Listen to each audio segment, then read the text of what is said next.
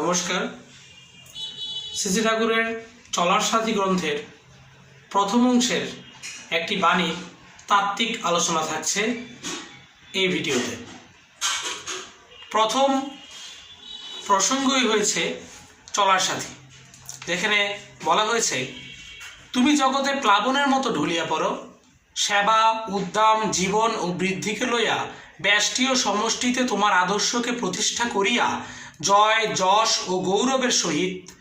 আর নারী যদি চাই তোমাকে, তবে ছুটুক সে তার মঙ্গল শঙ্খ নিনাদে সব প্রাণ মুখরিত করিয়া তোমার দিকে, কিন্তু সাবধান, চেও না তুমি তা।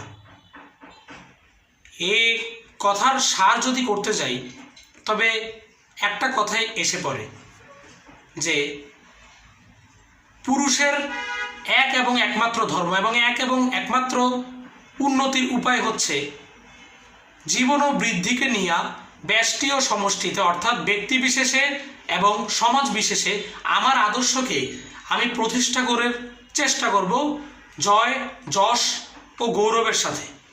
আর তা দেখে যদি কোনো নারী আমাতে মুগ্ধ হয়, সব প্রাণ মুখরিত করিয়া আমার দিকেই ছোটে, তবে আমরাও যদি সেই দিকেই তার ছোটা দেখে আমরাও ছুটে পড়ি, তবে কিন্তু আমাদের আদর্শ ক্ষুণ্ণ হয়।